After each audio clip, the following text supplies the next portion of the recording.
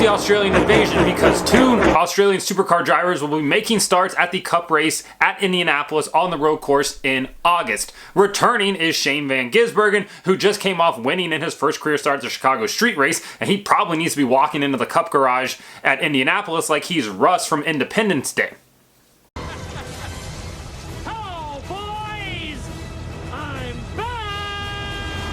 Joining SVG at Indianapolis, though, from the Australian Supercar Series is Brodie Kostecki, currently second in the Supercar point standings this year. He's already part of the Coca-Cola Racing family, so it just makes sense that he comes over. He, of course, will not be sponsored by Coca-Cola. V8 Sleuth did share an image of his car. You can look at it right here, and it's a pretty decent looking car. He'll be running a third car for Richard Childress Racing at Indianapolis next month, making his first career start in the Cup Series. He does have previous NASCAR stock car experience, what is now the ARCA East Series. He ran a partial schedule in 2013 and 2014, earning 2 top 10s in that time period. But he will now come over and test the waters of the NASCAR Cup Series. His deal has actually been in the works longer than just after SVG's win in Chicago. He didn't just try to hop on the hot train and ride that over. His deal, at the beginning of the year, we think all the way back to like March, he was rumored to be in talks with both Joe Gibbs Racing and Richard Childress Racing for a partial Xfinity Series schedule, Kostecki that is, and it makes more sense that he's making a Cup Series start considering that the NASCAR Gen 7 car does share a lot of the same characteristics as the Supercars platform, so it's a car that he's going to be much more comfortable in versus getting into an Xfinity car where maybe the Xfinity car is going to be a little bit more fun, but the Cup car does give him the best chance at a proper result, which we saw SVG get at Chicago. From the NBC side of things, they're absolutely having a panic attack right now that SVG is coming back because that entire booth could not get Shane Van Gisbergen correct to save their lives. Jeff Burton, he's desperately trying to put in PTO right now, and I don't think he's going to get approved for it because it was just too funny to try to hear him say Van Gisbergen the entire race. On the other hand, hopefully Dale Jr. realizes that Van is just not like a middle name. It is actually part of his surname, and you should probably say it and not just be like, here comes Gisbergen. And Mike Bagley, I think he probably did the best out of all of them, but even he has to understand that there's less syllables in his last name than previously thought. Kostecki isn't that hard to pronounce, but I absolutely know they will mess us up and call him Ghostecki or Goska or Kostek or some random other name that they just come up with there in their heads, and hopefully they don't try to make like a mockery of his last name like Joey Logano did with Van Gisbergen and be like, oh, isn't his name like Van Gisberger or something like that? Just, it's not a crazy last name, just learn it. I think the most respectable thing you could do to literally any person is just learn how to properly pronounce their name. Even if you don't know it at first, just put a little bit of effort into it. Having said all of that, though, this is a hell of a lineup that's coming up at Indianapolis next month on the road course. Not only do you have SVG coming back and trying to repeat what he did at Chicago earlier in July on the July 4th weekend, you have Brodie Kostecki coming over and making his first career start, a guy that has previously said that he would like to come to NASCAR. You also have Kamui Kobayashi, WEC champion and former F1 driver, coming over and making his first career start for 2311 in that 67 car. And then you also have 2009 Formula 1 champion Jenson Button making his third career start as well. So I think right now we're currently at 39 cars out of 40 possible spots for that Indy road course race. Pretty cool to see. It's NASCAR's attracting a ton of talent, and it's something that I don't think many of us probably thought about, in years past. With the Gen 6 car, this isn't happening, at least not on this scale. You're not going to have guys coming over and wanting to try out things. Like, for Kostecki and Van Gisbergen, they're coming over in the middle of their season to make this happen, which is pretty cool. And then they're going to fly right back and get back to racing. Not the easiest flight by any means. And then, like, for Kamui Kobayashi, he's coming over and taking a chance on a car that he is unlike anything he's ever driven. And same with Jenson Button. They just want to get out there and race. Racers want to race.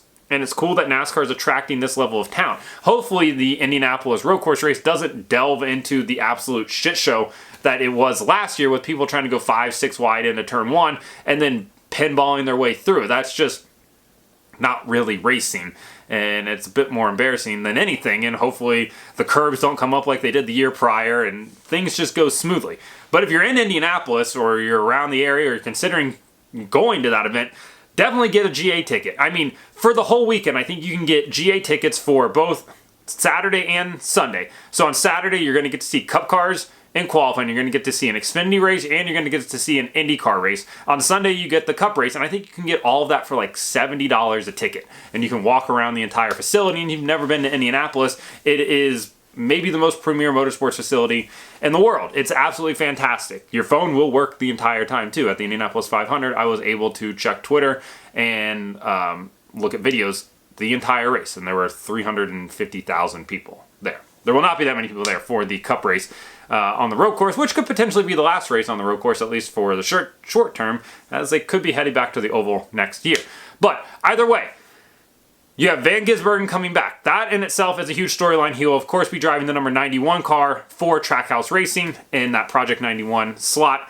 He wants to come to America. Him coming back this quickly does lead credence to the fact that I think he might end up here next year. If he doesn't, he'll definitely end up at NASCAR in 2025. And then you have Kostecki coming over, wanting to take a stab at NASCAR. He's 25 years old. It's the perfect time for him to try to make the switch if he wants to. I don't think that that's in the cards for 2024, but it could be for 2025, and we'll see what happens there. He's, of course, embroiled in a pretty tight battle right now at the top of the Supercar point standings.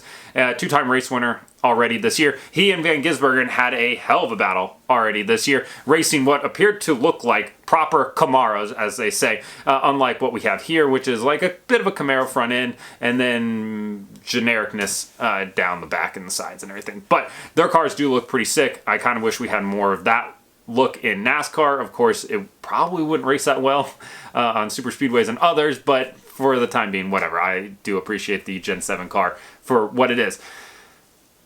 The biggest question now, especially around Van Gisbergen, is can he win and repeat what he did at Chicago? And I think it's going to be harder than what happened at Chicago.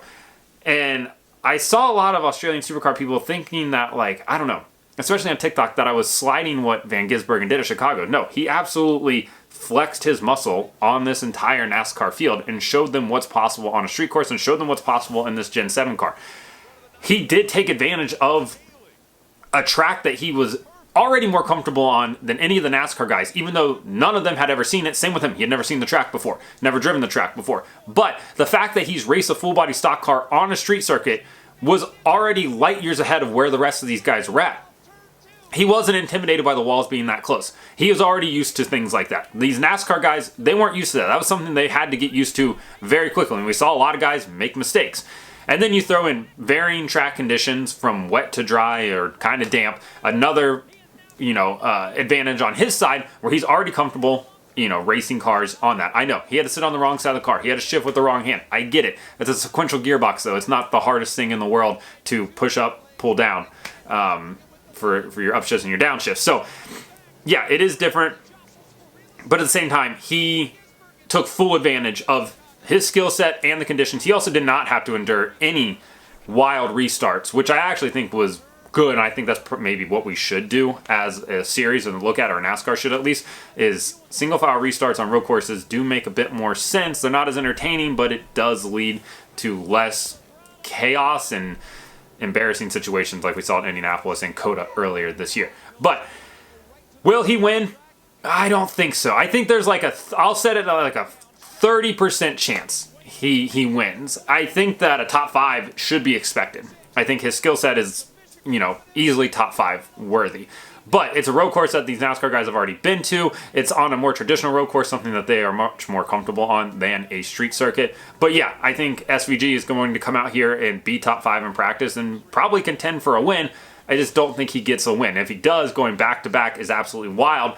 And I don't know if he should even come to NASCAR at that point, because that would just be one of the wildest stats and the biggest, I don't want to call it folklore, but legend status ever. Dude shows up, wins 2 cup races, and pieces out like he's Moonlight Graham. Completely different there, but at least a name that you remember forever. Either way, I think it's cool that he's coming back over so quickly. I think it's cool that Brodie Kostecki's coming back over, or not coming back, well, technically coming back over, but coming over to run the Cup Series race. And it's cool that these teams are making things like this happen, right? Like Richard Childress Racing doing something fun, Trackhouse doing something fun, Penske do something fun and put Scott McLaughlin in one of these cars and let's see all 3 of them go at it together on a proper road course, in a stock car, in the States. Let's make it happen. And then add in Kamui Kobayashi and Jenson Button as well, along with all the other NASCAR Cup Series regulars. Pretty stacked field. Indianapolis road course just got that much more exciting, and probably for at least, like I said, for the foreseeable future, the last time we'll see it on the road course, because they're headed to the Oval next year, more than likely. More to come on that. But like and subscribe to the channel. Follow me on TikTok @BreakHard, Twitter, Instagram, and Threads @BreakHardBlog.